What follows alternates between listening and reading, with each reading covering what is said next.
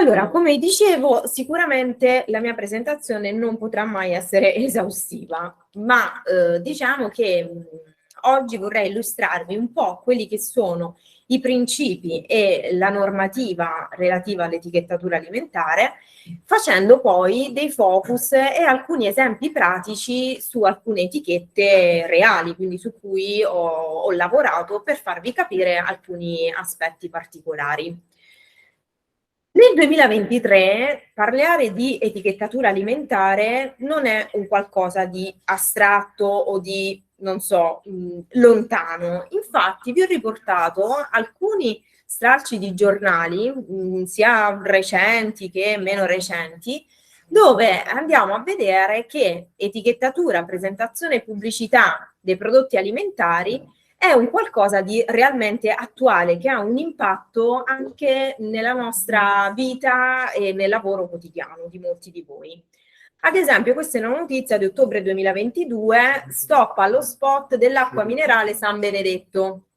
Chi ha visto lo spot con la bellissima Elisabetta Canalis, che ha rifatto uno spot dell'acqua San Benedetto ultimamente, lo spot praticamente presentava il momento della colazione e in questo momento lei preparava delle fette di toast che alla fine si bruciavano e il messaggio che veniva veicolato attraverso lo spot televisivo era che comunque la colazione bastava anche un po' d'acqua, cioè bere dell'acqua leggera ma con tanti nutrienti. Quindi è stato ritenuto uno spot da censurare perché il messaggio sulla salute è un messaggio molto pericoloso che comunque poteva avere un impatto significativo rispetto alla salute del consumatore dal punto di vista nutrizionale.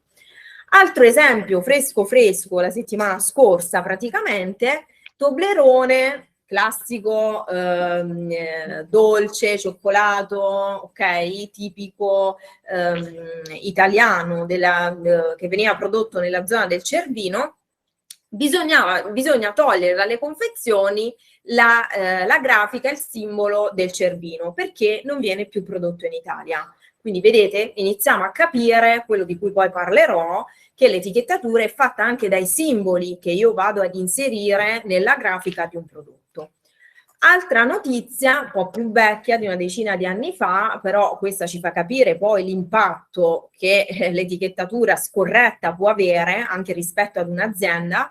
Multa alla Rigoni di Asiago, non so se conoscete, è un'azienda che produce confetture, pari a multa di 40.000 euro perché ha inserito in etichetta la dicitura senza zuccheri aggiunti mentre gli zuccheri erano presenti. Quindi qua ci dà anche un impatto di quello che significa inserire un'informazione non veritiera e quindi prendere una multa pari a questi importi. Poi ne vedremo qualcuna di sanzioni. Quindi lo scopo di un'etichettatura corretta qual è per un'azienda? Prima cosa, tutelare il consumatore e comunicare correttamente con esso. Poi Valeria ci illustrerà che cosa significa comunicare con il consumatore attraverso l'etichettatura, ma anche tutelare l'azienda, quindi sanzioni, contenziosi.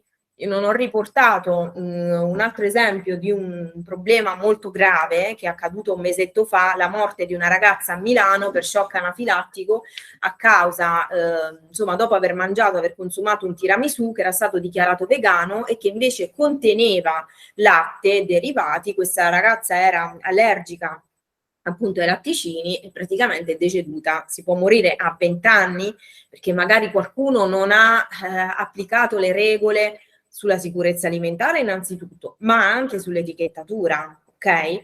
Quindi insomma impatti vari che l'etichettatura oggi può avere sulla vita anche di tutti noi come consumatori sono veramente molto importanti. Quindi vediamo qualche definizione perché che cosa significa etichetta e che cosa significa etichettatura. Etichetta è qualsiasi marchio commerciale o di fabbrica, segno, immagine o altra rappresentazione grafica scritto, stampato, stampigliato, marchiato, impresso, in rilievo o a impronta sull'imballaggio o sul contenitore di un alimento che accompagna detto imballaggio o contenitore. Mentre per etichettatura, e qui allarghiamo un po' il campo, si intende qualsiasi menzione, indicazione, marchio di fabbrica o commerciale, immagine o simbolo che si riferisce a un alimento e che figura su qualsiasi imballaggio, documento, avviso, etichetta, nastro, fascetta che accompagna o si riferisce a questo alimento. Quindi anche la fascettina, il nastrino, no? Che noi potremmo utilizzare per confezionare un alimento, anche quello fa parte dell'etichettatura, quindi anche il simbolo, la grafica, la scritta, l'indicazione che viene inserita lì, anche quello deve rispettare determinate regole. Queste regole diciamo che sono diverse a seconda del tipo di alimento e quindi del tipo soprattutto di imballaggio, perché noi possiamo avere gli alimenti pre-imballati, e poi vedremo che cosa vuol dire, alimenti sfusi, quindi immagino una gelateria, il gelato viene venduto sfuso al consumatore finale, chiaramente non è la stessa cosa di un pacco, una confezione per esempio di biscotti che viene venduta invece preimballata, quindi preconfezionata, o anche ci sono per esempio gli alimenti imballati su richiesta del consumatore. Immaginiamo quando andiamo tutti al supermercato, al banco dei salumi, chiediamo di affettarci il salame, quello viene diciamo viene imballato al momento, non è un preimballo, ok? Viene confezionato su richiesta. Quindi a seconda di queste differenze di imballaggio e quindi diverse tipologie di vendita o somministrazione, abbiamo poi delle regole diverse. Quindi ricapitolando, il preimballato è un alimento che è costituito dall'alimento e dall'imballaggio che viene confezionato dopo la produzione, ma in modo tale che il contenuto non possa essere alterato senza aprirlo. Quindi il classico pacco di pasta che acquisto al supermercato, vado a casa, lo apro nel momento in cui devo consumarlo. Quello è il classico alimento preimballato. Poi abbiamo, come dicevo, gli alimenti imballati sui luoghi di vendita a richiesta del consumatore. Altro dettaglio, alimenti forniti alle collettività. Che cosa significa collettività? Qualsiasi struttura, compreso un veicolo, un banco di vendita fisso o mobile, come ristorante, mensa, scuole, ospedali, in cui cosa succede? Vengono preparati alimenti che poi vengono destinati ad essere consumati, quindi somministrati come consumo immediato da parte del consumatore finale. Questa è un'altra casistica, ok? Diversa dai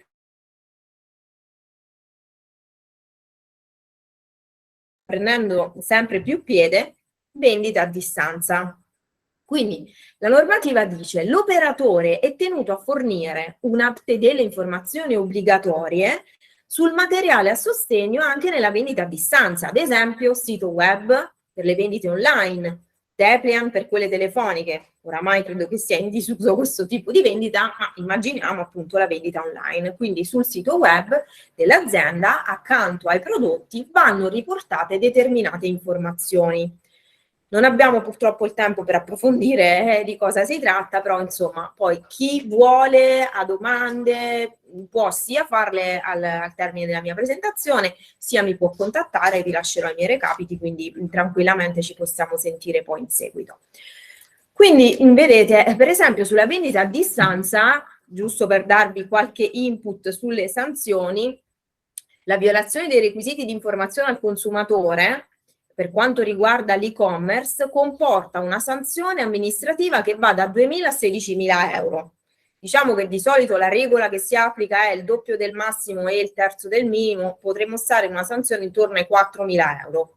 Cioè non è poco, diciamo, ai tempi di oggi per una piccola azienda. Forse per la Rigoniglia Asiago, non lo so, magari anche 40.000 non era niente di che, però per noi piccoli operatori come voi, insomma, 4.000 euro di sanzione per aver riportato non in maniera corretta le informazioni, per esempio sulla vendita online, insomma, è un qualcosa di abbastanza pesante.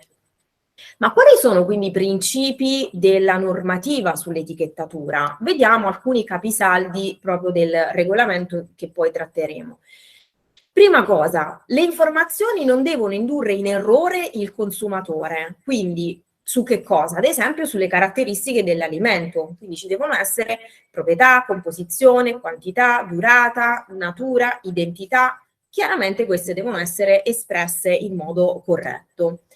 Non devono indurre in errore, ad esempio, su proprietà che l'alimento non possiede. Questo è un pericolo spesso in agguato, perché chiaramente quando uno deve presentare il proprio prodotto vorrebbe dire il mondo, no? Però attenzione, poi lo vedremo, ci sono dei claims, si chiamano salutistici o nutrizionali, quindi delle regole ben precise su, per esempio, le caratteristiche particolari che può avere il mio alimento. Non deve indurre in errori, ad esempio, suggerendo che l'alimento che io sto proponendo ha delle caratteristiche particolari diverse rispetto, per esempio, a altri alimenti simili che posseggono le stesse caratteristiche. Quindi attenzione a individuare una caratteristica per cui io posso distinguere l'alimento. Altri aspetti che riguardano appunto i principi guida, ad esempio la chiarezza, quindi le indicazioni devono risultare facilmente comprensibili per un consumatore medio. L'etichetta deve essere chiara, semplice da comprendere a chiunque, anche a un bambino che sa leggere, insomma. Leggibilità, quindi le informazioni devono essere riportate in caratteri di dimensioni tali da poter essere letti senza troppa difficoltà. Prima chiacchieravamo sulla difficoltà dopo i 40 anni di vedere da vicino, quindi quando andiamo al supermercato, se non abbiamo già gli occhiali giusti, insomma, ma se le etichette poi sono scritte con caratteri minuscoli, non ci capiremo nulla e non è giusto perché il consumatore deve essere informato. Indelebilità, questo è un altro aspetto interessante che per esempio può riguardare le piccole aziende, cioè le informazioni in etichetta devono essere indelebili per tutta la vita commerciale del prodotto, che io ci voglio scrivere la scadenza con il pennarello perché chiaramente non ho l'etichettatrice o il timbro, eccetera, ma devo scegliere un pennarello, una penna che sia indelebile. Ok? Perché ci sono alcune informazioni, addirittura di solito quelle che vediamo scritte a penna sono proprio la scadenza oppure, non lo so, il lotto, sono informazioni importantissime che non devono essere perse. Ok? Facilità di lettura. Alcune indicazioni, per esempio, devono essere riportate nello stesso campo visivo. Poi vi farò vedere degli esempi pratici dove capiremo che cosa significa e perché è importante. Inoltre bisogna evitare di riportare informazioni in punti nascosti, di difficile lettura o ad esempio rimovibili. Sigillo che è presente sulla confezione. Una volta aperta magari si strappa, mi sono perso qualcosa. Anche là magari la data di scadenza, il lotto, insomma delle informazioni comunque importanti per il consumatore. Detto questo, vediamo un attimino l'aspetto normativo. Vi prometto che non vi tedio troppo, vi do solo qualche spunto e poi andiamo alla parte pratica. Innanzitutto la normativa si divide in due grandi tronconi. La normativa orizzontale, che è quella che si applica a tutti i settori alimentari, quindi non so, la pasta, la carne, ok? L'olio, eccetera. Quella verticale invece è la normativa specifica per ciascun settore alimentare. Quindi già il fatto che ci sia questa distinzione e che ci possono essere dei settori alimentari che hanno delle normative specifiche ci fa capire quanto è immenso questo argomento e quanto, insomma, per ogni caso specifico poi bisogna andare a cogliere quelle che sono le normative di riferimento. Diciamo che oggi parleremo della normativa orizzontale perché parlare di quella verticale veramente è impossibile, però vi ripeto, io sono a disposizione per chiarimenti. La normativa orizzontale fa riferimento al momento a, diciamo, due o tre grandi regolamenti che sono in particolare il 1924 e il 2006, tralascio il decreto legislativo 109 che è vecchio, insomma è ancora in vigore, però è stato un po' superato poi dal 1169 del 2011. Quindi tutte le indicazioni che oggi vi darò fanno riferimento a questi due regolamenti, il 1924 che è quello relativo alle indicazioni sulla salute e le indicazioni nutrizionali, e il 1169 che è il regolamento generale relativo alla fornitura di informazioni sugli alimenti ai consumatori. Nel 1169 vediamo innanzitutto che il campo di applicazione riguarda tutte le fasi della catena alimentare, che significa dal campo alla tavola, cioè tutte le fasi vuol dire dal primo trasformatore fino all'ultimo, quindi al supermercato, al ristorante, come vedevamo prima, no? Riguarda anche le collettività, quindi mense, ristoranti, eccetera. Bisogna capire qual è un po' diciamo, cosa tiene a cuore questa normativa. Tiene a cuore la protezione della salute e gli interessi dei consumatori. Quindi ricordiamoci questo, che è una normativa fatta perché deve avvantaggiare il consumatore, ad esempio, per fare scelte consapevoli. Quindi l'etichetta mi serve per scegliere una cosa piuttosto che un'altra, un alimento piuttosto che un altro.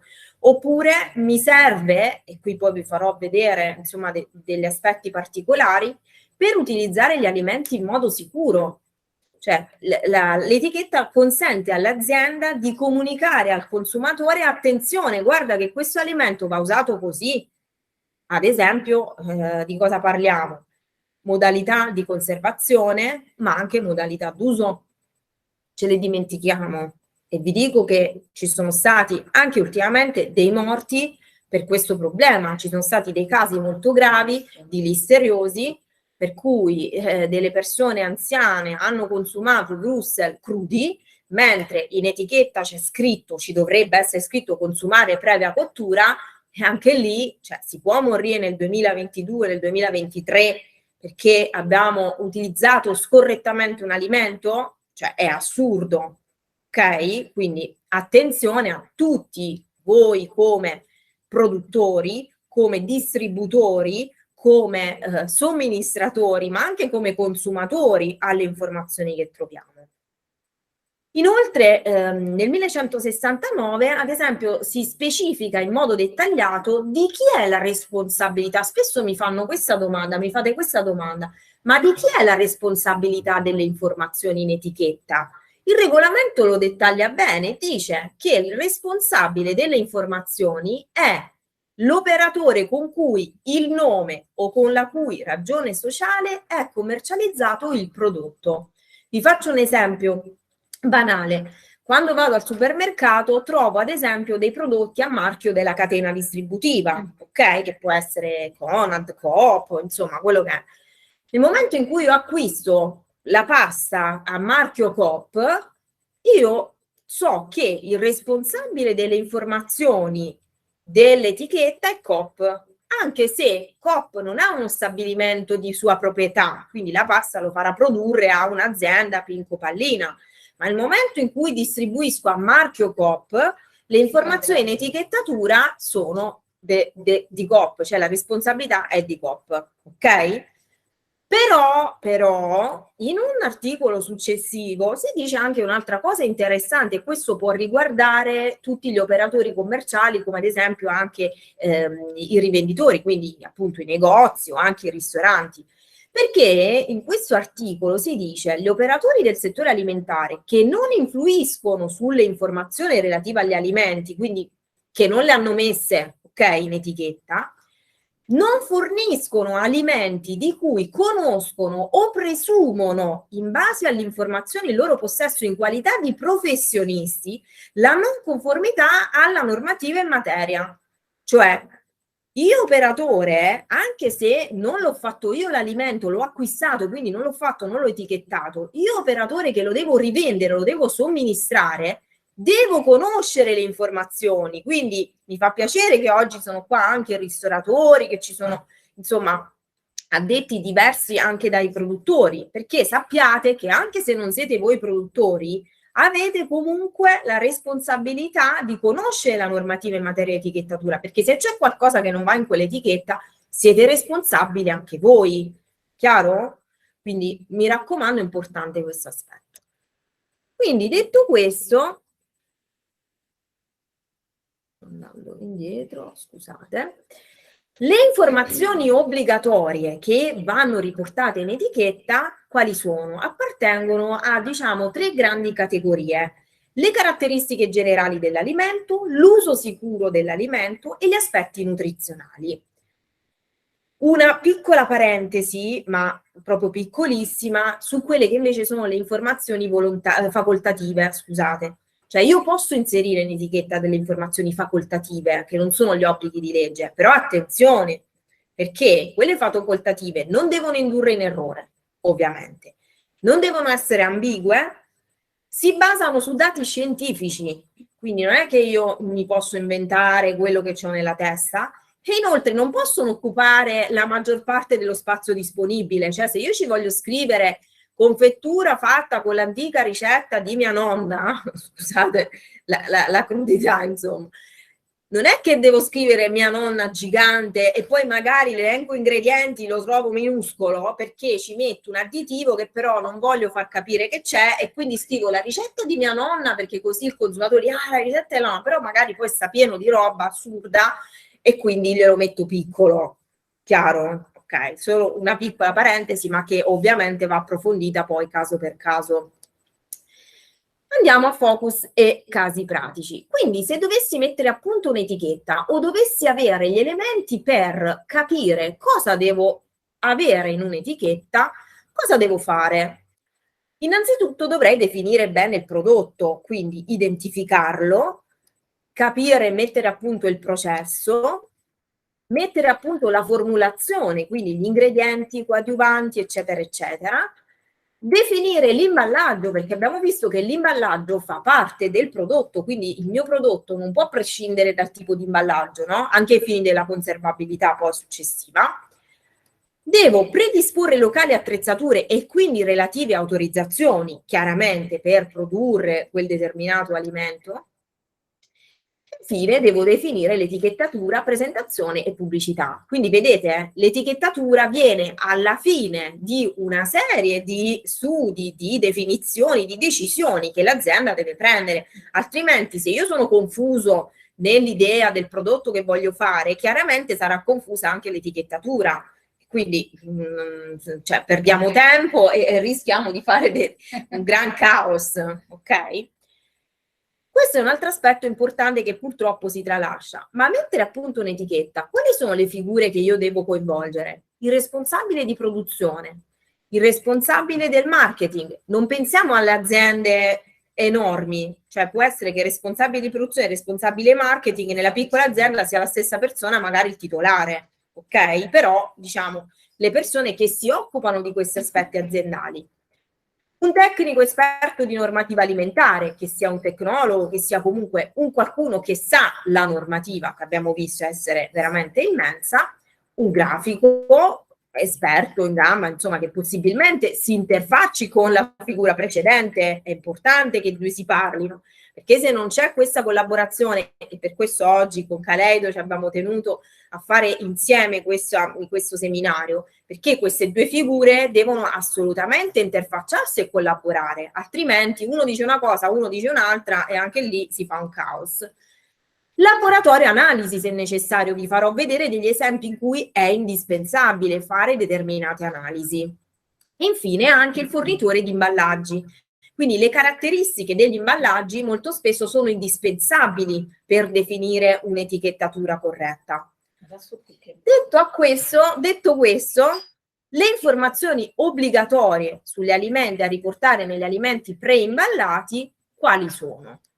Io vi farò un elenco, ovviamente non posso approfondire tutte, ve ne dirò alcune. La prima, e questa ve la approfondirò, la denominazione dell'alimento, che sembra una cosa banale, ma in realtà non lo è, lo vedremo. L'elenco degli ingredienti, le sostanze o prodotti che possono provocare allergie o intolleranze. Questo è un capitolo enorme che purtroppo non posso oggi proprio neanche sfiorare perché richiede un seminario come minimo proprio a sé. Io penso che lo organizzeremo perché abbiamo avuto delle richieste in merito, quindi vi sto parlando degli allergeni, ok? È veramente una materia oggi particolare, molto delicata e che merita un approfondimento. Penso e mi auguro che lo faremo. Quantità di taluni ingredienti o categorie di ingredienti, la cosiddetta regola del quid, quantità netta dell'alimento, termine minimo di conservazione o data di scadenza, e vedremo, su questa c'è una novità freschissima proprio di questi giorni. Condizioni particolari di conservazione o condizioni di impiego, dove insomma ritenute importanti, nome o ragione sociale, l'indirizzo dell'operatore del settore alimentare responsabile, come vi dicevo prima, il paese di origine o luogo di provenienza, ove previsto, perché non è sempre previsto, in questo caso ci sono delle normative specifiche per alcuni alimenti, istruzioni per l'uso se necessario, non sempre è necessario, titolo alcolometrico volumico per le bevande con oltre l'1,2% di alcol, dichiarazione nutrizionale, anche qua ove prevista, non sempre è prevista. Le sanzioni sulla indicazione delle informazioni obbligatorie vedete che vanno da 3.000 a 24.000 euro, quindi si potrebbero aggirare intorno a 6.000 euro, ok? Con la grazia dell'organo di controllo che vuole graziarvi, appunto, vi vuole bene. Quindi vedete che insomma stiamo parlando di cose molto molto delicate. Ora vi faccio qualche focus e qualche esempio in modo tale da iniziare a farvi approcciare a che cosa vuol dire etichettatura, ma veramente, come già vi ho detto, è un inizio, perché insomma è veramente complessa tutta la normativa. Primo focus, denominazione di vendita. Il nome dell'alimento sembra una banalità, ma in realtà non lo è. Come si decide qual è il nome dell'alimento? C'è una gerarchia da rispettare. Innanzitutto devo capire se c'è una normativa che prevede una certa denominazione, quindi la cosiddetta denominazione legale. Se non c'è, si potrebbe utilizzare la denominazione usuale, adesso vi spiego uno alla volta. Ove non esiste o non viene utilizzata una denominazione usuale, viene fornita una denominazione descrittiva. Vediamole nel dettaglio. Denominazione legale. C'è una normativa precisa che dettaglia quale va indicato come denominazione in alcuni casi. Vi faccio degli esempi. Quindi, acque minerali, carni, olio, pasta e farine, latte e prodotti lattiero-caseari, prodotti da forno, alcuni prodotti dolciari da forno, miele, confetture, ma ce ne sono anche altre, per esempio cacao e cioccolato. Quindi qui esistono delle normative specifiche che identificano la denominazione legale dell'alimento. Esempio, olio extravergine d'oliva, c'è un regolamento specifico che è il regolamento 29 del 2012. Definizione legale di olio extravergine è olio di categoria superiore ottenuto direttamente dalle olive e unicamente mediante procedimenti meccanici. Per dire se io posso scrivere olio extravergine d'oliva, attenzione, devo fare delle analisi, perché in questo regolamento viene indicato che per definire olio extravergine l'olio deve avere per esempio un valore in acidità pari a, valore in numero di perossidi pari a, valore spettro fotometrico pari a. Se non ha queste caratteristiche non lo posso chiamare olio extravergine d'oliva. Quest'anno c'è stato un problema enorme perché purtroppo c'è stato il problema della mosca che ha attaccato insomma le olivi, e io, diversi clienti per cui abbiamo fatto fare le analisi in laboratorio sull'olio, ci sono stati alcuni casi in cui l'olio non era extravergine. Chi è stato corretto e leale, come vediamo prima, pratiche leali di informazioni, ha deciso di non vendere l'olio come extravergine, magari gli ha dato un nome diverso dal nome che veniva utilizzato correntemente, ma non l'ha potuto definire extravergine perché non rientrava nei parametri. Poi ci sono state altre problematiche, abbiamo saputo insomma che qui c'è stato qualche problema in Molise purtroppo per qualche oleficio, però insomma attenzione, anche perché poi qui si va a finire anche nel penale, perché se io vendo un olio e per extravergine, l'extravergine non è, quella è frode in commercio, quindi è previsto, insomma, sanzioni sono penali. Esempio anche pasta di semola di grano duro, c'è un decreto, il 187 del 2001, definizione legale, prodotto ottenuto dalla trafilazione, eccetera, eccetera, ok? Quindi anche in questo caso c'è una definizione legale. La denominazione usuale che significa? È una denominazione accettata quale nome dell'alimento dai consumatori, ad esempio gelato. non c'è una normativa che mi definisce che cos'è il gelato, ma è una denominazione oramai si dice consacrata dall'uso. Tutti sappiamo che cos'è il gelato, sia in Italia che all'estero, quindi non c'è bisogno di descriverlo, ok? Pizza, stessa cosa, pesto, stessa cosa, ok? Poi ce ne sono anche altri. Denominazione descrittiva è un qualcosa che mi va a descrivere e dettagliare meglio di che alimento si tratta, cioè di cosa sto parlando. Ad esempio, fette di carciofo sott'olio. Nel momento in cui io do un nome di fantasia, non c'è una denominazione legale, magari per quell'alimento, devo descriverlo, cioè devo far capire al consumatore di che cosa si tratta, ok? Poi c'è il nome commerciale o il nome di fantasia, cioè ad esempio, qui vi ho riportato un paio di esempi che riguardano sempre il settore pasta e il settore latticini. Fior di latte, che cos'è? È un nome di fantasia, può arrivare, che ne so, una persona dall'America, legge fior di latte e non capisce che cos'è, immagina un fiore, che ne so, va sul vocabolario, fiore, che vuol dire fiore? No, fior di latte è un nome di fantasia, la denominazione legale è formaggio fresco a pasta filata, quindi sulle confezioni del fior di latte o della mozzarella, sotto a queste denominazioni devo trovare formaggio fresco a pasta filata. Ok, stessa cosa spaghetti o fusilli, sono dei nomi di fantasia, denominazioni commerciali. Devo trovare la denominazione pasta di semola di grano duro, ok? Quindi mi raccomando, quando volete dare il nome di fantasia al prodotto, ma se è un nome di fantasia per cui il consumatore può non capire di cosa si tratta, devo inserire la descrizione. Le sanzioni sulla denominazione anche qua da 2.000 a 16.000 euro, quindi pure qua diciamo che non scherziamo. Questa è l'ultima sanzione che vi faccio vedere, ve lo prometto. Secondo focus, quantità di taluni ingredienti. Questa spesso è una cosa che viene ignorata, quindi ve la voglio far capire. Percentuale, quindi quantità espressa in percentuale di un ingrediente o di una categoria di ingredienti. Vi faccio vedere delle immagini. Frollini al cacao. Nella denominazione del prodotto abbiamo il nome di un ingrediente, cioè cacao. Nell'elenco degli ingredienti io devo trovare la percentuale di cacao. Ok? Cioè proprio la regola si chiama regola del quid. Un po' piccolino, comunque qui in questa etichetta effettivamente c'è. Ma questa percentuale la devo riportare non solo se lo trovo nel nome del prodotto, il nome di un ingrediente, anche per esempio se lo trovo nelle immagini. Gocciole extra dark, lì io vedo che ci sono delle gocce di cioccolato, non c'è scritto cioccolato, ma si vede che c'è il cioccolato e quindi devo riportare la percentuale di cioccolato.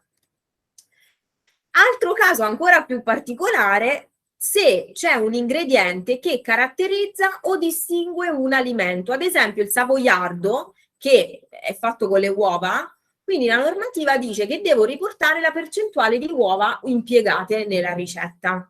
Ok? Perché io so che nel savoiardo ci sono le uova. Quindi vedete che cosa, anche questa particolare, no? Questa regola. Oramai magari leggendo le etichette ogni tanto vediamo queste percentuali, ma senza renderci conto di che cosa significa. Invece capite che c'è questa regola che si chiama regola del quid. Altro aspetto, quindi il TMC, ovvero da consumarsi preferibilmente entro, ok? Che cos'è? La data entro la quale il prodotto, cioè fino alla quale il prodotto mantiene le sue proprietà specifiche in adeguate condizioni di conservazione, quindi può essere utilizzato dal consumatore. Il TMC deve essere definito dal produttore, quindi non c'è una legge che mi dice che data devo inserire, è il produttore che lo deve definire. TMC, quindi da consumare preferibilmente entro, si distingue invece dalla scadenza, che trovo con la dicitura da consumare entro. Qual è la differenza tra le due cose? Che da consumare entro è tassativo, cioè non devo superare quella data, mentre per il TMC in realtà il giorno dopo il prodotto magari è buono lo stesso. Proprio per questo c'è una novità freschissima di questi giorni, non so se l'avete letta sui giornali, che probabilmente la Comunità Europea vuole inserire nelle etichette di quei prodotti non deperibili, quindi che riportano il da consumare preferibilmente entro, anche la dicitura spesso buona anche oltre. È un'ottima cosa perché sinceramente in termini di spreco alimentare, insomma, molto spesso si butta via della roba ancora buona, tenendo conto che comunque bisogna tutelare la sicurezza alimentare, no? Quindi le due cose non è che devono, l'una non deve sovrastare l'altra, quindi dovrebbero essere armonizzate un attimo. Quindi secondo me è una cosa veramente bella questa. Poi, oltre quanto, non lo so, sarà definito dalle aziende. Io qui, poi queste slide ve le mando comunque, abbiamo gli indirizzi mail, quindi vi faccio avere il materiale. Il Banco Alimentare aveva fatto un'ipotesi di etichettature, no? Cioè di prodotti da utilizzare oltre il preferibilmente entro, è molto carino perché queste grafiche ci indicano i tempi, ma anche a cosa bisogna stare attenti. Ad esempio, pane confezionato, pancarré, eccetera, eccetera, possiamo consumarlo anche 7 giorni oltre il da consumare preferibilmente, però sotto c'è una freccetta che ci indica attenzione alla sicurezza alimentare, quindi presenza di odore o di muffe, di cattivi odori, di muffe, presenza di insetti, è chiaro che non devono esserci questi elementi, ok? E ci sono tutta una serie, ci sono insomma una ventina di questo tipo di alimento con delle indicazioni, sono molto carine, insomma, penso che inizieremo a vederle sulle confezioni. Altro aspetto interessante, le istruzioni per l'uso, ne abbiamo già parlato prima, consumare previa cottura, cioè attenzione a cosa devo scrivere in etichetta se sono un produttore, attenzione a leggere l'etichetta se sono un utilizzatore, se c'è scritto previa cottura è previa cottura, cioè il wurstel va cotto, non va mangiato crudo, stop, perché può morire come è successo della gente, ok? Altra questione interessante che riguarda l'olio d'oliva, questo per farvi capire quanto la normativa verticale poi è dettagliata e specifica. Ad esempio, per l'olio d'oliva la normativa prevede addirittura che le dimensioni dei caratteri abbiano un'altezza che è diversa a seconda della capacità del contenitore. Quindi fino a 50 ml l'altezza dei caratteri deve essere minimo 2 mm. Oltre i 200 e fino a 1000 ml, ad esempio, 4 mm, ok? Quindi vedete come veramente è dettagliata la normativa ed è molto molto specifica. Sempre per quanto riguarda il caso olio, ad esempio, denominazione e quantità devono essere riportati nello stesso campo visivo. Cioè, campo visivo cosa si intende? Le superfici di un imballaggio che possono essere lette da un unico angolo visuale, ok? Denominazione e origine, ad esempio, sempre nel caso olio, devono essere riportate e raggruppate, quindi ravvicinate. Devono essere riportate nel campo visivo principale, in un corpo di testo omogeneo e per intero, quindi non sono ammesse per esempio le abbreviazioni. Vi faccio vedere un'etichetta.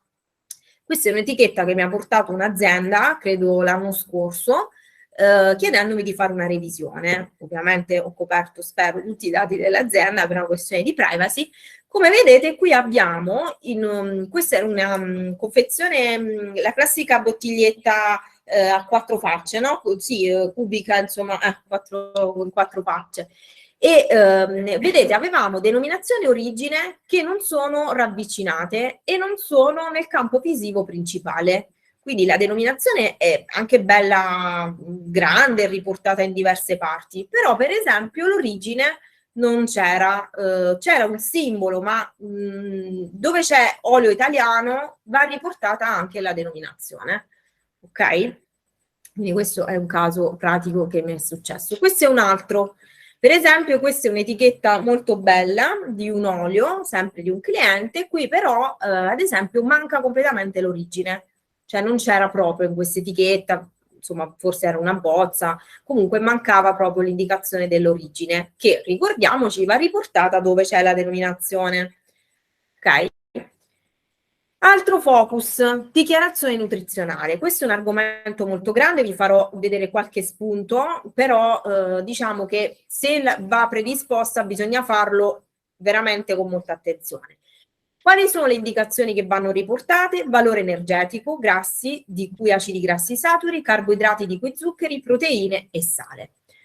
In alcuni casi la dichiarazione nutrizionale non si applica, ad esempio per i prodotti non trasformati che comprendono un solo ingrediente, ad esempio gli alimenti confezionati in imballaggi la cui superficie maggiore misura meno di 25 cm quadrati, Oppure quando la vendita viene fatta, cioè la vendita di piccoli quantitativi di prodotti al consumatore finale direttamente, quindi un piccolo negozio di produzione artigianale, immagino un panificio, che confeziona dei biscotti e li vende al consumatore finale e basta, solo nel suo punto vendita, non è obbligato a inserire la dichiarazione nutrizionale. Ok? Quindi ci sono dei casi, questi ne sono solo alcuni, ce ne sono anche altri di esclusione. Un aspetto importante, se voglio inserire la dichiarazione nutrizionale, come faccio? Dove prendo i dati? La legge è molto chiara, non è che li prendo da internet a caso, perché potrei anche, cioè potrebbe essere controproducente questo, magari il mio alimento ha delle caratteristiche migliori di quelle che trovo su internet, ok? Quindi io, come la normativa come primo punto dice, io consiglio fare delle analisi. Si fa un'analisi specifica, quindi ho una dichiarazione nutrizionale che è specifica del mio prodotto. Poi non le devo rifare tutti gli anni, di solito si dice ogni 5-6 anni, se si cambia completamente la formulazione, ma almeno ho un'etichetta che dice chi sono realmente, ok? Oppure si può fare utilizzando un calcolo effettuato a partire da valori medi noti, quindi un calcolo preciso, o dal calcolo effettuato a partire da dati generalmente stabiliti, quindi ci sono un paio di siti che la normativa ammette come riferimenti per andare a pescare questi valori. Chiaro? Ultimo aspetto, claims, perché mi sto dilungando, ma vi dicevo l'argomento è enorme, vi ho detto veramente un decimo di quello che si potrebbe dire. Claims salutistici e nutrizionali. Cosa significa? Le indicazioni sulla nutrizionali, quindi che riguardano gli aspetti nutrizionali del prodotto o sulla salute. L'obiettivo qual è? Quale deve essere? Proteggere la salute dei consumatori e renderli consapevoli in determinate scelte. Indicazioni nutrizionali quindi sono particolari proprietà nutrizionali benefiche, chiaramente, che riguardano per esempio l'energia, quindi il valore calorico che l'alimento può apportare o non apportare, oppure le sostanze nutritive che contiene o magari non contiene. Come faccio a dire se posso mettere un'indicazione nutrizionale e come devo metterla in etichetta? Innanzitutto sono consentite solo quelle elencate nell'allegato del regolamento 1924, ok? Non è che io mi invento un'indicazione nutrizionale che mi piace, che mi è venuta in mente, non lo so, così. Le definizioni quindi sono precise, le frasi sono già stabilite dal regolamento, ad esempio a basso contenuto calorico, senza calorie, a basso contenuto di grassi, senza grassi. E quando le metto devo rispettare il requisito stabilito dal regolamento. Vi faccio vedere un esempio. Questo è un prodotto particolare, mandorle sgusciate. Qui era stato per esempio inserito una specie di claim dove che diceva fonte naturale di energie e fibre. Questo claim non è corretto perché fonte di energia bisogna vedere perché su fonte di energia può essere tutto fonte di energia, ok? Quindi non è un claim, diciamo, che può essere impiegato. Nello studio di questa etichetta, e questo ve lo lascio come ultimo esempio per farvi capire quanto è importante fare uno studio reale, dettagliato, tecnico, no? Di un'etichettatura, perché a volte magari uno scrive una cosa mentre potrebbe scriverne una che è ancora migliore rispetto a quella. Infatti in questo caso, rispetto a fonte naturale di energie e fibre, addirittura poiché questo prodotto era stato sottoposto a delle analisi, avevamo quindi visto il contenuto in fibre ed era veramente elevato, il claim che abbiamo potuto inserire è stato ad alto contenuto di fibre. Immaginate come impatto su un consumatore. Contenuto, com'era il claim che aveva inserito? Fonte naturale di energie e fibre. E immaginatevi ad alto contenuto di fibre, cioè è più impattante per il consumatore ad alto contenuto di fibre. Quindi vedete, andando a fare lo studio del claim corretto, noi siamo riusciti a dare un valore ancora superiore al prodotto, a quello che ci immaginavamo di poter dire con quel claim per quel tipo di prodotto.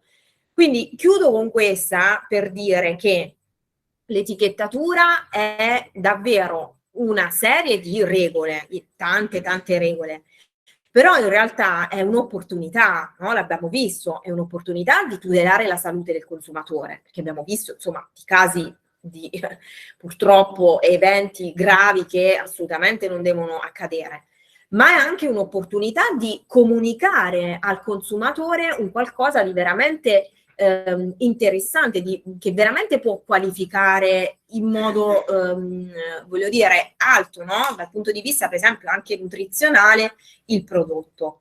Quindi, proprio per questo, io lascio la parola a Valeria Fanelli di Caledo 11, che vi darà questi spunti, diciamo, che riguardano l'etichettatura dal punto di vista proprio della comunicazione. Vi ringrazio e vi risaluto alla fine. Se ci sono domande poi ce le facciamo alla fine e come vi dicevo rimango a disposizione anche poi successivamente. Grazie mille, termino la mia presentazione. Aspetta perché io ho bisogno del tuo audio. Si vede? Ok, perfetto. Allora, mi presento, io sono Valeria Fanelli, sono l'Art Director di Caledo 11 e ho una laurea in design della comunicazione e da 18 anni mi occupo di comunicazione. Ho uno studio proprio qui vicino in piazza Melchiorre e Bega e lo condivido con altre 3 professioniste, siamo un team tutto al femminile. Di che cosa ci occupiamo? Ci occupiamo di comunicazione, di identità visiva, di branding che include il servizio di design del marchio e di tutta l'identità visiva, comprensiva del packaging, quindi dell'aspetto visivo dei prodotti, quindi stiamo parlando di confezioni, di web design, di social media, soprattutto dal punto di vista della strategia e della formazione alle aziende, e di blogging. Questo è il cuore del nostro lavoro. Ma andiamo al focus del nostro seminario. Di che cosa io vi parlerò oggi? Oggi vi parlerò dell'aspetto soprattutto visivo e comunicativo delle confezioni. Quando è che hanno iniziato a diventare importanti le confezioni per i nostri prodotti? Beh, diverso tempo fa, ma soprattutto con l'avvento dei supermercati, quando si è fatta palese l'esigenza di non solo proteggere i prodotti, ma dare loro anche un aspetto che li distinguesse dagli altri, quindi dalla concorrenza, ok? Cioè una confezione che ci aiuta a distinguere e a riconoscere il prodotto. Stiamo parlando ovviamente di confezioni e per confezione parliamo di sacchetto, scatola, tubo, anche semplicemente un bollino o un'etichetta. Sono cheap, sono salutare, sono esclusivo. Il packaging effettivamente è il primo biglietto da visita di un alimento, di un prodotto, di qualsiasi prodotto. Noi siamo nel campo alimentare, oggi facciamo riferimento solo a questo. Questo non è vero sempre, perché quando ci sono aziende molto importanti che impegnano grandi budget per quanto riguarda la promozione e la pubblicità, stiamo parlando di aziende che si avvantaggiano tantissimo per quanto riguarda la riconoscibilità. Infatti, investendo in pubblicità quotidianamente, aiutano il consumatore nel riconoscimento di un prodotto già noto. Quindi quando va al supermercato il consumatore, tutti quanti noi sappiamo già cosa abbiamo davanti. Diversamente è per aziende piccole come le troviamo in questo territorio che invece hanno bisogno di investire forse un po' di più dal punto di vista sia della grafica che delle informazioni sulle etichette, in quanto appunto sono meno conosciute. Quindi devono puntare tanto sulla confezione, perché lì è proprio vero, è il primo biglietto da visita, sia per l'azienda per farsi conoscere, sia per quanto riguarda il prodotto. Quindi nel packaging che cosa dobbiamo, cioè il packaging che potere ha? Il potere di comunicare al potenziale cliente l'anima del prodotto, anche l'azienda stessa, ma anche altre informazioni, a quale target fa riferimento, a chi si rivolge, che tipo di bisogno soddisfa, quanto costa, cioè tutti questi aspetti effettivamente e anche tanti altri in una confezione si palesano, sono subito riconoscibili. Facciamo subito un test, no? Abbiamo 3 bottiglie di olio extravergine di oliva, sono 3 bottiglie completamente diverse. Si fa subito a riconoscere qual è il cheap, quello più economico, quello più alla portata di tutti, quello più salutare e quello più esclusivo. Quindi sicuramente sarete tutti d'accordo ad affermare che il primo esempio è quello più esclusivo, ok? Sembra quasi una bottiglia di profumo, di liquore, esatto, cioè qualcosa che anche solo nella scelta della bottiglia eleva il prodotto e lo distingue nettamente da tutti gli altri. Al secondo posto sicuramente abbiamo il prodotto più economico, quello più alla portata di tutti, che troviamo in tutti i supermercati e che attraverso la pubblicità, soprattutto del grande schermo della TV, abbiamo imparato a conoscere e sappiamo chi è. Il terzo, assolutamente il meno noto di tutti, anche quello che si fa notare di meno, però ci dice qualcosa in questa poca notorietà, in questa semplicità, in questa linearità, con l'assenza totale di fronzoli, ci dice che magari è il più salutare. Come facciamo a dirlo? Ci sono tanti aspetti da considerare, sono tante accortezze che sono state fatte nella scelta della bottiglia, nella scelta della grafica. Vi faccio notare solo una cosa, se facciamo un confronto tra la bottiglia di Monini e la bottiglia numero 3, notiamo subito delle cose. La grandezza, per esempio, dei caratteri, cioè questa cosa qui è importante, ecco. Ve lo dico dal punto di vista del progettista grafico, sono tutte cose di cui io devo tenere conto quando io devo esprimere un concetto, un valore piuttosto che un altro. Adesso qui non entriamo troppo nel merito, ne parliamo sicuramente più avanti. Quello che invece dobbiamo considerare e che è argomento importante nel seminario di oggi è che il mercato alimentare comunque sta cambiando. E perché sta cambiando? Perché sta cambiando il consumatore, sta cambiando ovviamente l'ambiente, quello che stiamo vivendo tutti i giorni e certamente, come ci ha illustrato molto bene prima la dottoressa Marinucci, stanno cambiando anche le normative. Quindi se da una parte c'è l'imposizione della normativa, dall'altra parte c'è un'altra esigenza, c'è l'esigenza del consumatore. Il consumatore oggi, lo dicono le statistiche, è super attento a quello che mangia. Diciamo che anche la società lo sta educando sempre di più, vuoi perché ci sono tante intolleranze alimentari, vuoi perché sono nate per fortuna nuove abitudini alimentari, no? Anche soltanto per il punto di vista etico e salutistico. Quindi tutti questi cambiamenti hanno portato di forza le aziende a fare dei cambiamenti molto importanti. Io li chiamo anche delle evoluzioni, perché sono dei cambiamenti che vanno verso certamente la strada giusta. Quindi, quali cambiamenti ci sono in atto? Sicuramente vanno incontro a delle esigenze del mercato che sono quelle legate alla ricerca del cibo sano e naturale, alla scelta di produzioni a basso impatto ambientale. Io consumatore, se posso scegliere tra due prodotti più o meno simili, anche con costo più o meno simile, vado sempre a scegliere quello che ha un impatto minore ambientale. Adesso sta succedendo, domani succederà sempre di più, quindi questa tendenza è inarrestabile. E certamente sceglierò sempre di più i prodotti che hanno gli imballaggi riciclabili ed ecosostenibili. Vi ripeto, questa è ormai una normativa che è entrata in vigore a gennaio 2023. Da gennaio 2023 le confezioni devono essere tutte riciclabili, quindi questa regola deve essere comunque osservata da tutti i produttori. Comunque, andando avanti, possiamo fare certamente degli esempi.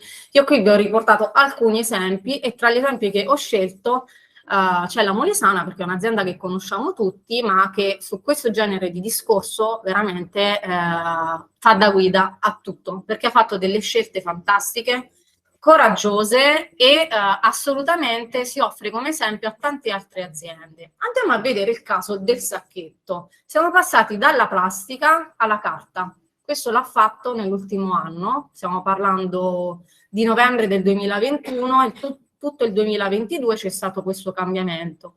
Dobbiamo fare delle considerazioni. Nel prima certamente abbiamo un imballaggio che è di plastica, nel secondo della carta, ma ci sono anche altri cambiamenti che sono stati apportati a questa confezione. Quali sono?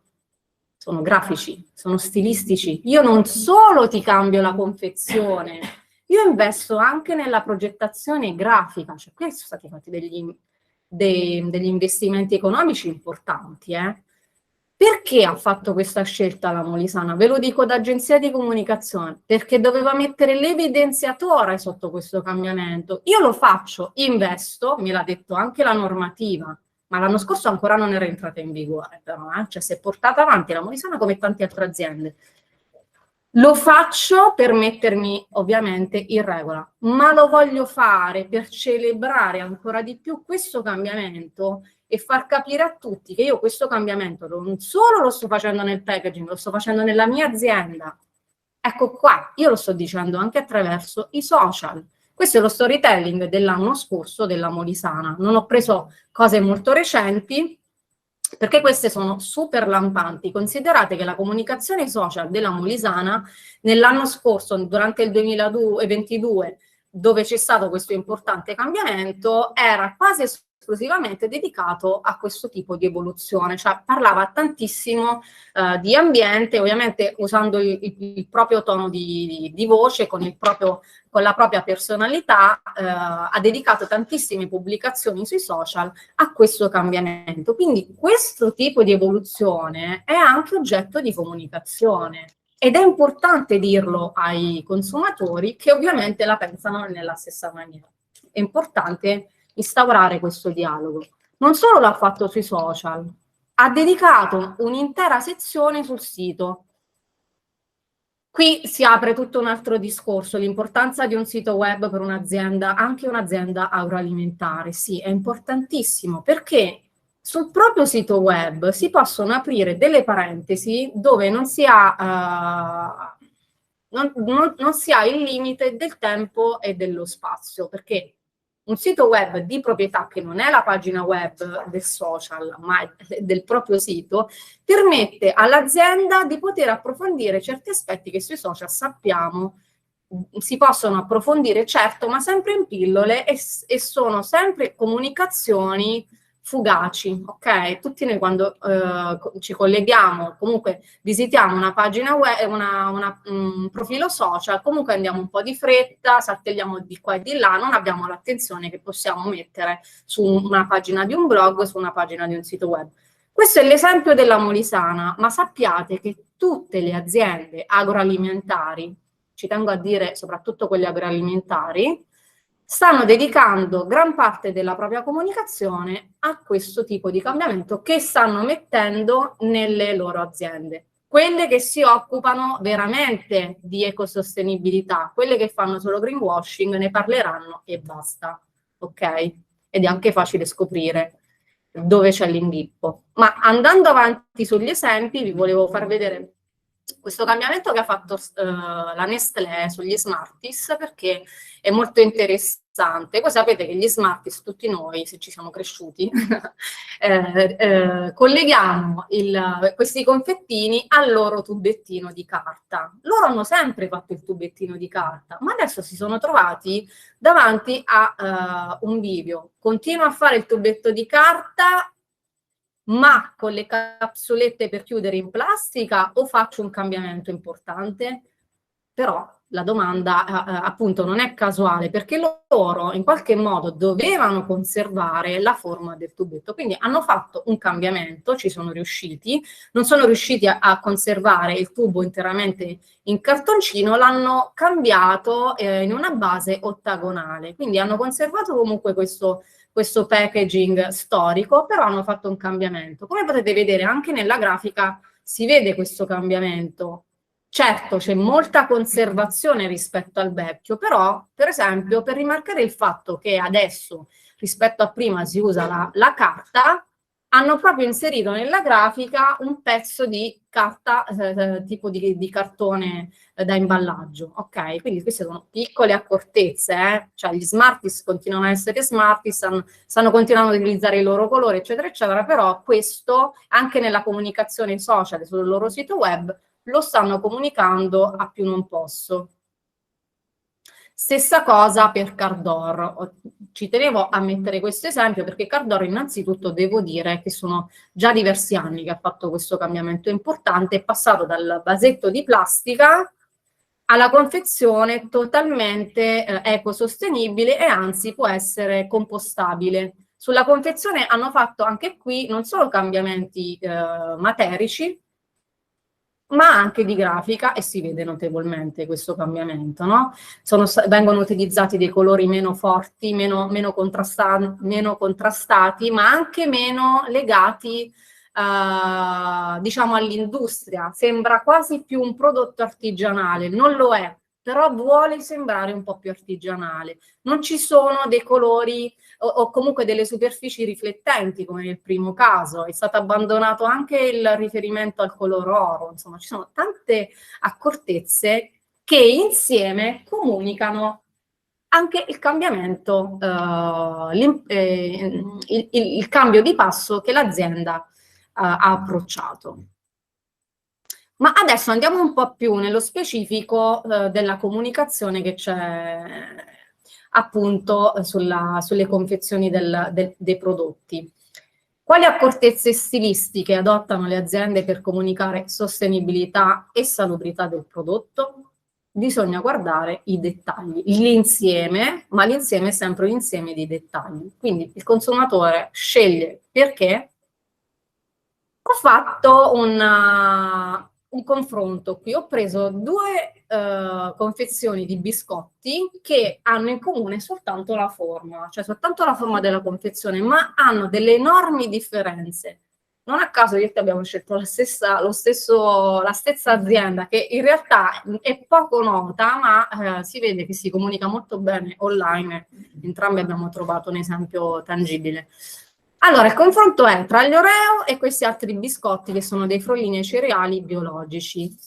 Tutte e due le aziende hanno degli obiettivi di comunicazione chiarissimi. Il primo, quello degli Oreo, sicuramente comunica golosità, peccato di gola e sicuramente piacere. Cioè io compro gli Oreo perché mi piacciono, ok? Vado a comprare invece gli altri biscotti, i frollini ai cereali, anche magari per questo motivo, ma li scelgo rispetto agli Oreo perché mi fanno bene, perché non mi fanno male, perché da questi non mi aspetto un eccesso di calorie, non mi aspetto un eccesso di zuccheri e certamente non mi aspetto degli additivi che magari sono legati anche alla chimica. Cioè qui mi aspetto tutti ingredienti naturali, anche perché ho un bollino che mi certifica la provenienza delle materie prime, che è biologica, ok? Quindi ho diversi elementi grafici che mi vanno a garantire la salubrità di questo prodotto. Andiamo ad analizzare anche altri aspetti che sono quelli stilistici, ok? Quindi oltre appunto diciamo all'impatto d'insieme, andiamo a vedere quali dettagli poi fanno questa differenza. Per quanto riguarda la confezione degli Oreo, ho tante cose da dire. Le grafiche sono completamente diverse, no? Gli Oreo, la confezione degli Oreo è azzurra, utilizza una grafica molto elaborata, lo stesso nome degli Oreo ha delle caratteristiche tridimensionali, cioè sembra tutto molto artificiale, è vero? Ci sono dei riflessi, lo stesso disegno, perché qui è un disegno del biscotto, è artificioso. Il biscotto non è neanche fotografato, è riprodotto in 3D, ok? Quindi adesso questo non è un errore, è proprio voluto, cioè l'azienda vuole. Sì, qua infatti l'obiettivo di comunicazione è la golosità, ma qui non stiamo demonizzando nessun prodotto, stiamo analizzando appunto dalla confezione. Io già te lo dico che qui vai a casa felice perché stasera vuoi fare la caloria party, dall'altra parte magari lo vedi più come un prodotto per la colazione, no? Perché magari a colazione ti vuoi un po' più bene, vuoi affrontare la giornata in maniera salutare, poi durante la giornata a fine serata ti coccoli con gli Oreo, vediamola così. Dall'altra parte invece abbiamo una confezione che addirittura parte trasparente, quindi io ti voglio far vedere cosa c'è dentro, a maggior ragione di quello che ti dico.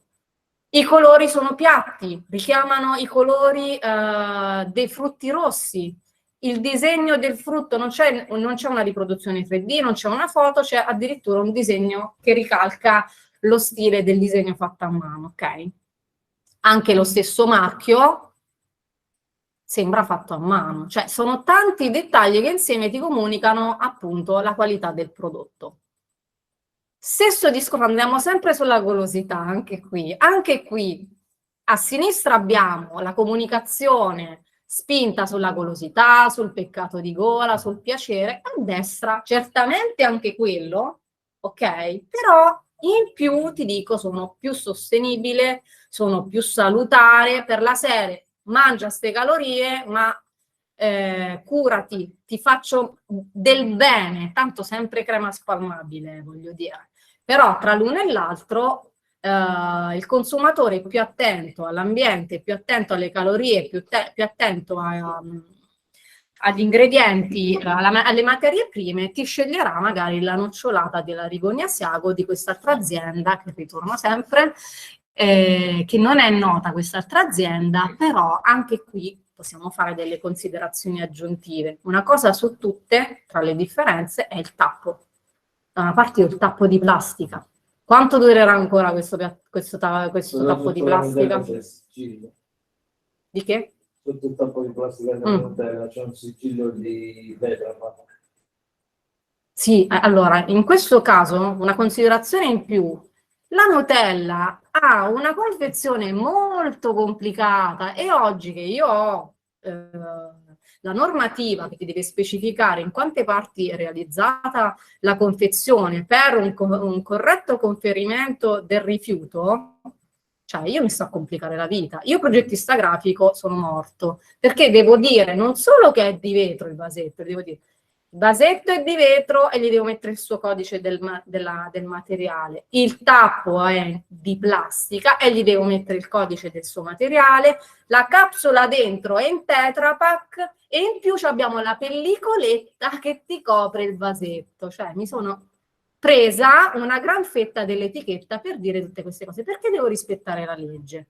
Quindi, al di là di tutte queste considerazioni, quelle grafiche sono le stesse della slide di prima. Cioè io a destra uso dei colori un po' più naturali che mi richiamano anche il colore del cioccolato, della natura, c'ho un inserimento del verde che a sinistra non vedo quasi per niente, se non nella fogliolina della nocciola. Ok?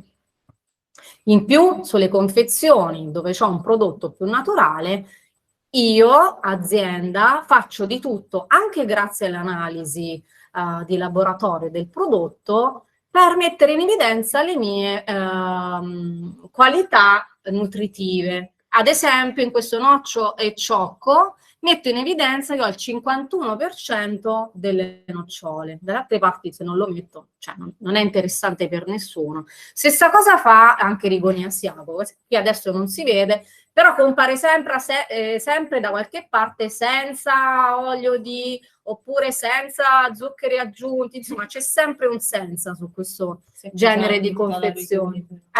La Rigoni ha preso la è rimasta fregata, quindi non l'ha messo più. Non c'è più senza zucchero. Però per dire ha la certificazione vegan, ok, e la certificazione del bio, quindi comunque si devono per forza attenere a delle regole aggiuntive.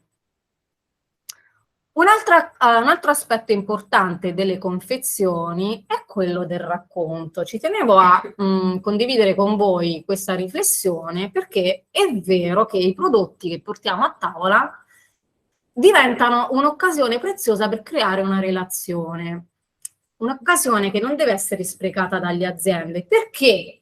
Perché in poche parole possono trasformare un cliente occasionale che ti sceglie quel giorno perché è ispirato sullo scaffale del supermercato a cliente non solo fidelizzato, ok, fidelizzato anche perché è rimasto contento dopo aver comprato il prodotto, averlo assaggiato, averlo consumato, ma è rimasto contento anche da quel qualcosa in più che io gli sono riuscito a comunicare, mi diventa influencer, perché oggi tutti fotografiamo, qualsiasi cosa, fotografiamo anche quello che ci piace, mangiare soprattutto, no?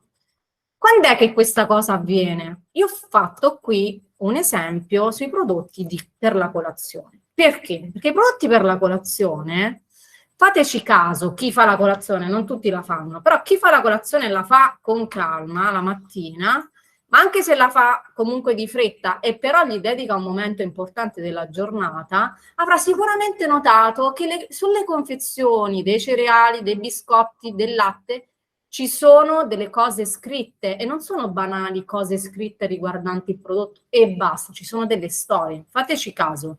Io adesso qui ho messo 2 esempi, solo 2, ma vi assicuro che ce ne sono veramente tanti di esempi anche sulla confezione dei biscotti del Mulino Bianco, banalmente, cioè un prodotto veramente di grande consumo. Si tende sempre di più a utilizzare le confezioni di questi prodotti, ripeto, soprattutto per la colazione, per intavolare un discorso e magari da lì nasce una relazione anche affettiva, perché noi con i marchi con cui approcciamo tutti i giorni creiamo delle relazioni e finiamo prima o poi di preferire l'uno piuttosto che l'altro, anche per questi aspetti di comunicazione.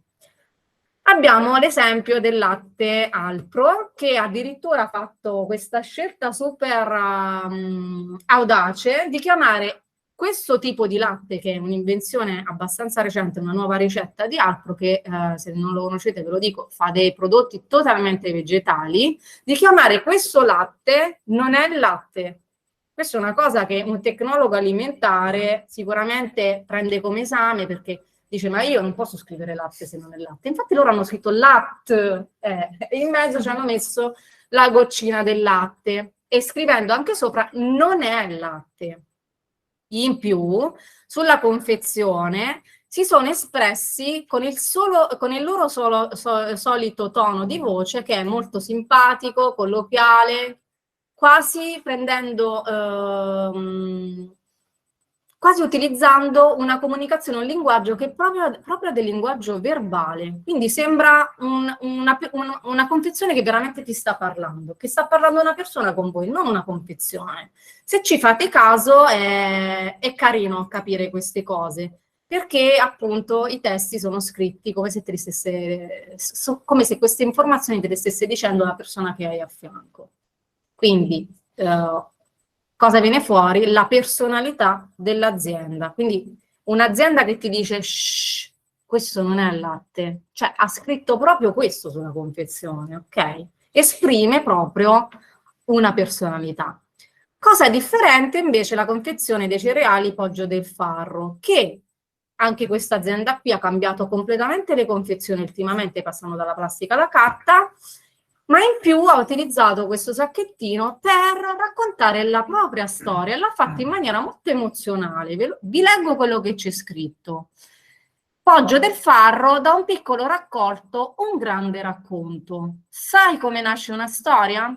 Con un sogno, quello di un agricoltore, di rendere grande un territorio riportando in vita il cuore dell'Appennino grazie a una filiera sostenibile di oltre 300 aziende, con un obiettivo, quello di un'intera comunità, di creare cambiamenti positivi cooperando con passione e trasparenza, con un protagonista, il farro, capace di regalare prodotti innovativi ma da sapore autentico. Quindi io qui non sto parlando solo del mio prodotto, anzi dico solo del farro.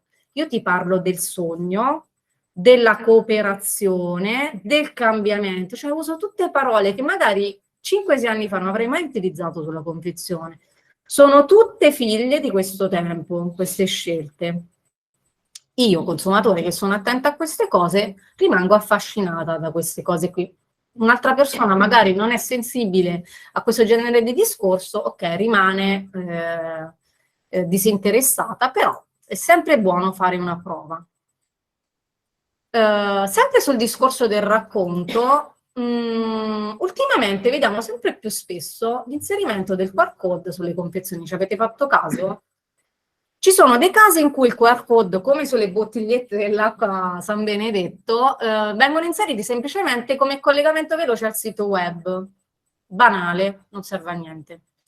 Mentre i casi che ho inserito qui in questa slide sono tutti casi super interessanti, perché queste aziende hanno utilizzato il QR code per dare veramente qualcosa in più al consumatore, addirittura qualcuno per fargli provare un'esperienza. E il caso, di nuovo, ritorna alla Molisana, perché che vi devo dire, fa le cose intelligenti, e quindi l'abbiamo citata come esempio. Che ha fatto la Molisana? Questa è proprio una cosa recente, ha inserito un QR code sulle confezioni con ricette brevi di 1 minuto di chef in camicia. Cioè, quindi io ti dico, comprati la pasta, inquadra, un minuto ti ho detto come fare la pasta alla norma, per dire, no? E inoltre qui c'è stata anche una scelta furba da parte della Molisana, che sta cercando di creare partnership con tutti diciamo, i personaggi influenti sui social. Chef in camicia nasce sui social, non so se li conoscete. YouTube, Instagram, Facebook sono famosissimi. Prima ancora ha creato partnership con gli sportivi, con il maratoneta, con il velocista, adesso non mi ricordo, Marc Jacobs mi sembra, no? Quindi sta comunque andando avanti su un ragionamento che ha fatto la pasta molisana, lo sta facendo benissimo. In questo caso dà un servizio al consumatore, quindi non ti faccio vedere il sito web. A me che sto cucinando non mi interessa vedere il sito, mi interessa vedere qualcosa, se me lo vuoi dare, che mi aiuta in quello che sto già facendo. Quindi io già sto facendo l'esperienza della cucina, in questo modo mi stai aiutando. Altra cosa è quella della mela, la mela della Val Venosta. Ora la mela non ha bisogno della confezione, no? La cosa che siamo abituati a vedere su questo genere di frutto, cioè la mela, è il bollino. Già dal 2014 il consorzio della Val Venosta ha inserito il QR code. Con questo QR code non solo io lo inquadro e vengo a sapere qualcosa di più sulla mela, cioè dove viene prodotta, dove viene appunto coltivata, ma anche da chi viene coltivata. Cioè io veramente so qualcosa in più. Domani sceglierò sempre la mela della Val Venosta, magari a un'altra che lo stesso tipo di mela, perché magari sono rimasta colpita e conquistata da questa scelta.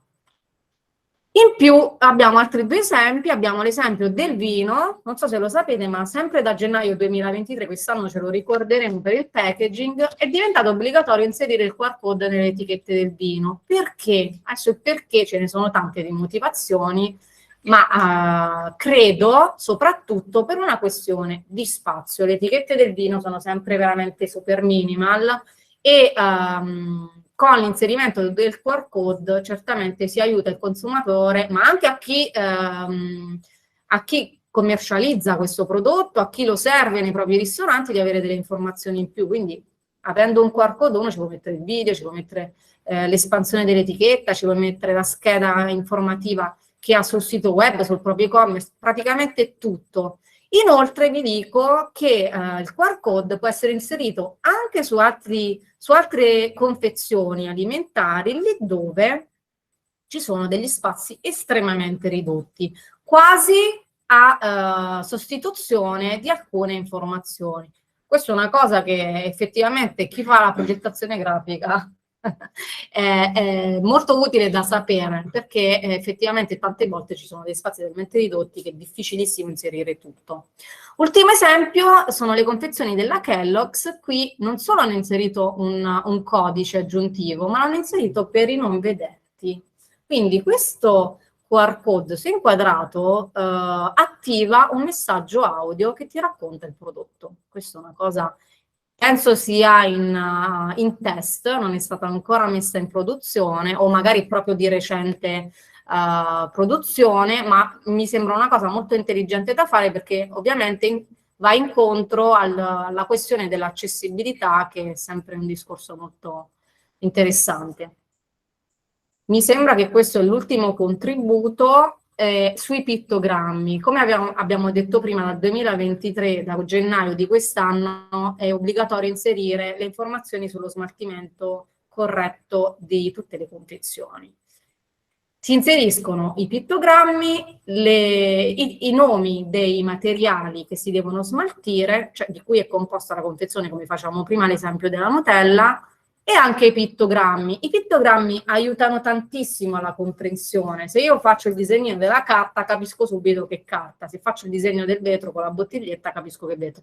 Non sempre il grafico riesce a inserire il pittogramma, il nome e il codice, non riesce. Alcune volte ha difficoltà nell'inserimento perché ha poco spazio. Allora lì è importante inserire almeno il nome e il codice del materiale. Non mi dilungo qui, ho inserito vari esempi per dirvi che ci sono anche varie proposte grafiche per quanto riguarda i pittogrammi, quindi per fortuna il grafico può anche spaziare e realizzare anche cose ad hoc.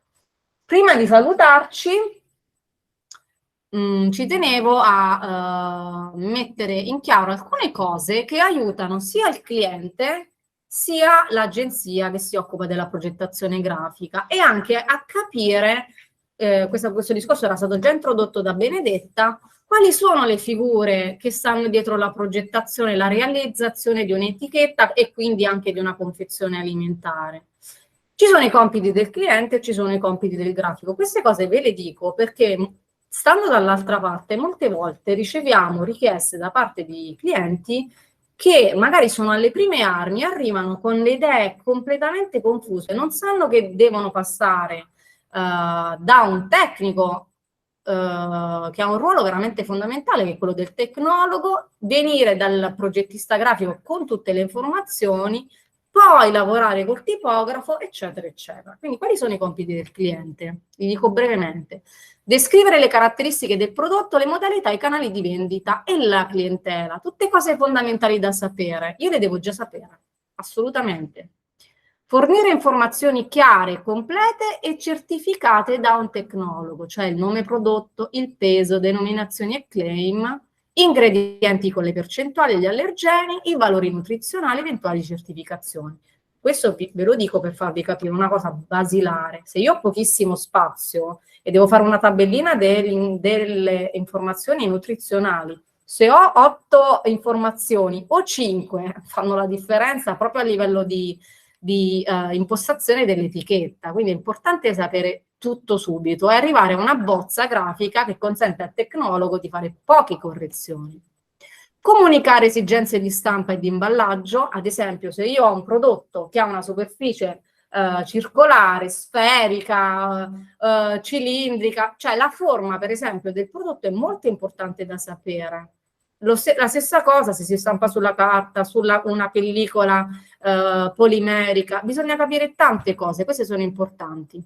Bisogna comunicare le scadenze al progettista, anche questa cosa è molto importante, e infine sapere già che bisogna sottoporre l'etichetta alla fine di questa fiera, che è la progettazione grafica, al tecnologo alimentare che ne certifica l'esattezza ed eventualmente anche a un certificatore. Di solito chi fa il biologico lo sa che ha un certificatore che deve dare il numero, deve fornire delle informazioni, ma deve anche verificare l'esattezza di tutto quello che è stato fatto. Quindi, invece il compito del grafico è prendere nota di tutte le esigenze comunicate dal cliente da subito, perché le deve rispettare, deve fornire un preventivo con l'indicazione di consegna e anche il costo di eventuali successivi aggiornamenti periodici, perché di solito quando si lavora alle confezioni si fa un lavorone iniziale abbastanza grosso, poi ci sono dei piccoli aggiornamenti, come diceva Benedetta, su alcuni prodotti gli aggiornamenti si fanno anche ogni 5 anni, quindi passa tempo. È bene sapere eventuali aggiornamenti quanto costano. Bisogna lavorare ad una bozza grafica rispettosa del brief, ovviamente. Si devono fare le modifiche e correggere le informazioni, tutto ciò che, per dire, il tecnologo ha rilevato che può essere migliorato o corretto. E alla fine fornire un file grafico pronto per la stampa e mettersi anche in relazione, in comunicazione col tipografo di riferimento. Questo è il mio lavoro, diciamo, il mio lavoro e quello di chi fa questo lavoro qui. Più o meno sono queste le cose di cui ci occupiamo. Vi ho messo qui dei riferimenti, appunto, ritornando al QR code, degli approfondimenti, che sono 3 link. Uno è di Identipack, che è l'osservatorio dell'etichettatura ambientale, dove ci sono tante informazioni utili se uno vuole approfondire. C'è una guida della CONAI, molto molto interessante sugli imballaggi, dove ci sono anche tutti i pittogrammi, sempre molto aggiornata questa guida, e poi il link alla Comieco, che se non lo sapete, è il Consorzio Nazionale Recupero e Riciclo degli Imballaggi a base cellulosica, molto famoso. Vi ringrazio, se avete delle informazioni aggiuntive me le potete anche richiedere via mail, oppure fare delle domande se ci sono. Non so se qualcuno che è collegato vuole fare delle domande. Sì. Nel caso in cui c'è qualcuno che vuole fare delle domande, può attivare il microfono.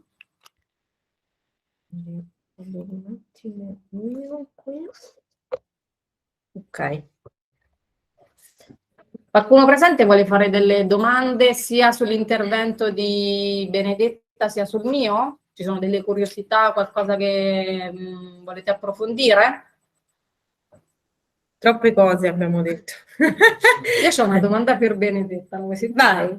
Allora, mi è venuto in mente l'altro giorno che vedevo la pubblicità no, del San Bitter o del Crodino, non mi ricordo, che non ha l'etichetta. Come fai? Esatto, e si comunica proprio per questo motivo. È una bottiglietta Mm. dove si metteva col cartone. Il cartone non puoi mettere nel frigo, perché? Me lo sono chiesta anche io. Sì. Questo è un caso che sinceramente l'approfondisco. L'analcolico senza l'etichetta, senza etichette.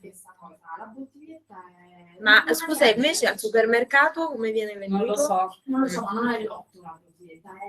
Allora, il lotto probabilmente sarà sulla capsulina. Se vai a vedere di solito qualcosa c'è. Vabbè, non voglio approfondire. Qualcosa c'è. No, perché a chiedere questa cosa. allora in realtà Non ce l'ho. Allora, in realtà c'è il 1169 prevede, avevo fatto la slide, poi per una questione di tempo l'ho tolta. Ci sono dei casi in cui c'è una semplificazione dell'etichettatura quando c'è una vendita di un prodotto venduto in una fase prima rispetto al consumatore finale, cioè se lo vendi al bar, le informazioni puoi riportarle anche sui documenti commerciali, ok? Ad esempio, alcune informazioni. Quindi non è detto che devono stare sull'imballaggio. Per questo mi chiedo al supermercato, perché invece al supermercato ci deve stare, perché lo stai vendendo al consumatore finale, ok?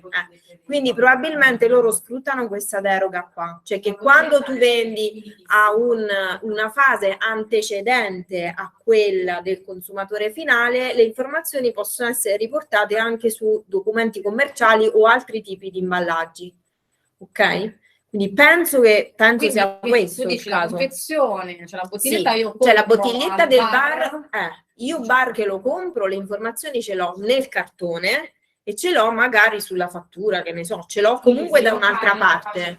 Le bottigliette mi rimangono dietro, quelle non hanno una scadenza, c'è una probabilità altissima che il campagna è scaduto.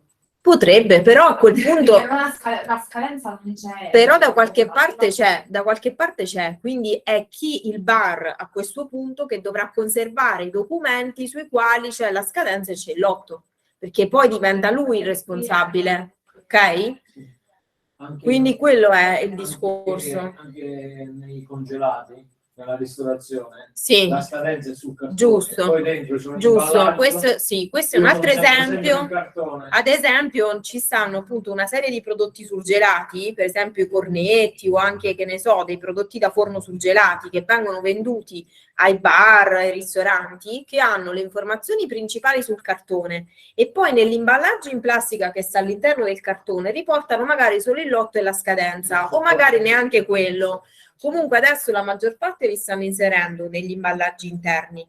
Quindi si sfrutta, diciamo, si potrebbe o sfruttare quella deroga o comunque il fatto che l'imballaggio che io ti do e quindi le informazioni stanno nel cartone. Poi che tu la vuoi esporre, la bottiglietta, perché è carina da esporre al bar, ma sei tu che devi conservarti il cartone con la scadenza e con il lotto. Quindi questo è il caso, però l'approfondisco. Una domanda.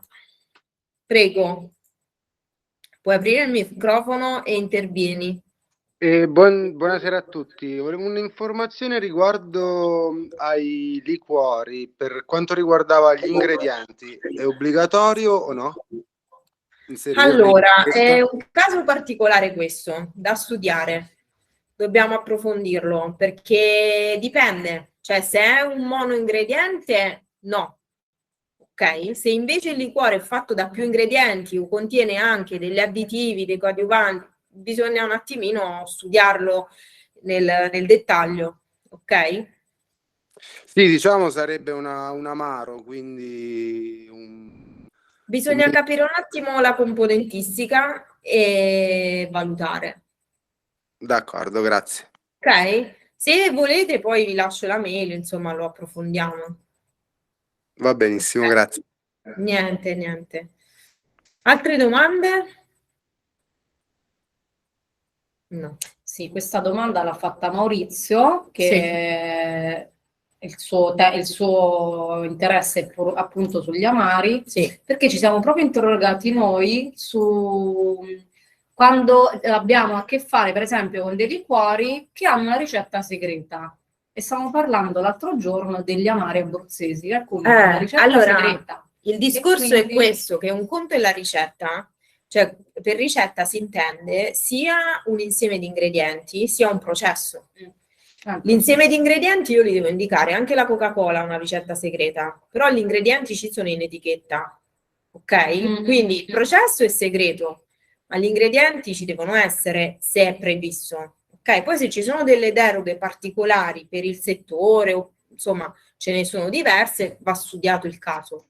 Però un conto è la ricetta, un conto è l'ingredientistica. Perché purtroppo il discorso oggi da considerare è soprattutto il discorso degli allergeni, cioè l'informazione al consumatore che passa attraverso l'etichettatura oggi è importante anche per questo motivo qua, oltre che per una questione di trasparenza, insomma, perché ripeto, la Coca-Cola anche ha una ricetta segreta, ma quali sono gli ingredienti della Coca-Cola ci sono, o come la Nutella, credo anche la Nutella sia un qualcosa del genere. Ok? Però il consumatore deve sapere cosa c'è, non solo dal punto di vista degli allergeni, ma anche dal punto di vista della trasparenza. Se io voglio sapere se c'è lo zucchero, cioè lo devo sapere se c'è lo zucchero o non c'è. Certo. Ok?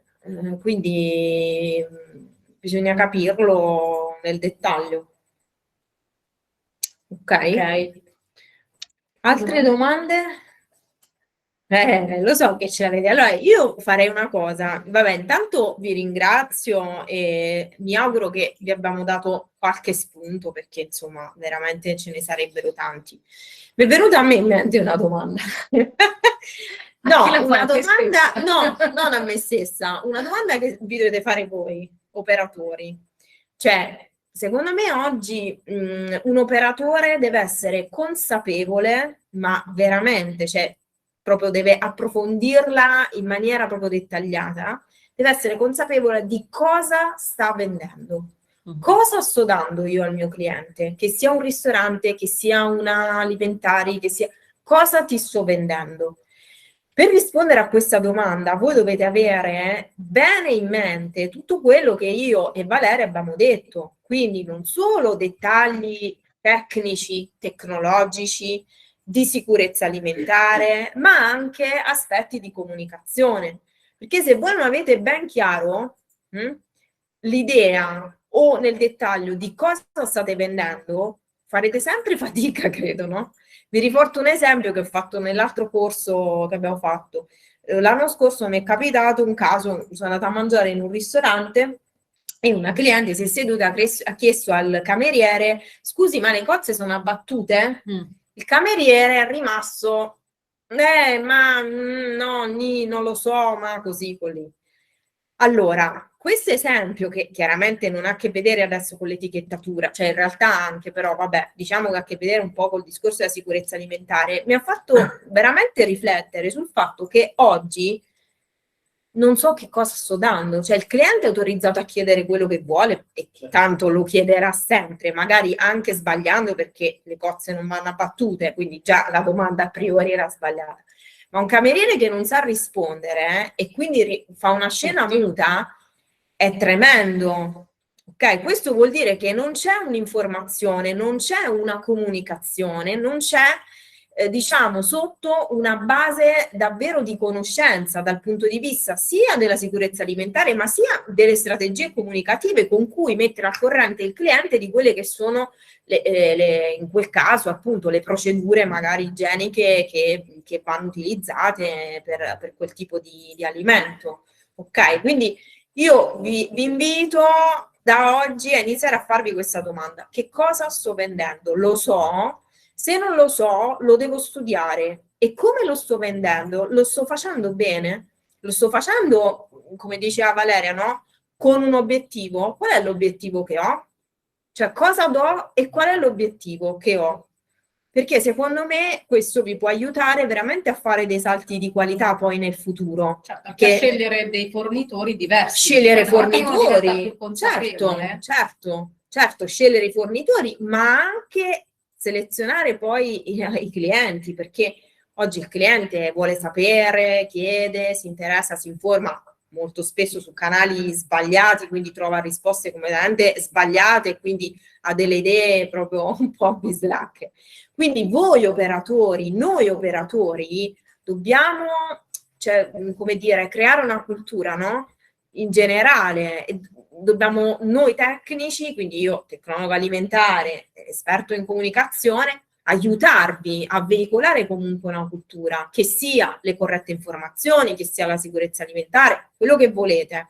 Però secondo me questo deve essere proprio un punto di partenza per un miglioramento, mi auguro, del vostro lavoro, insomma, delle vostre aziende, delle vendite delle vostre aziende.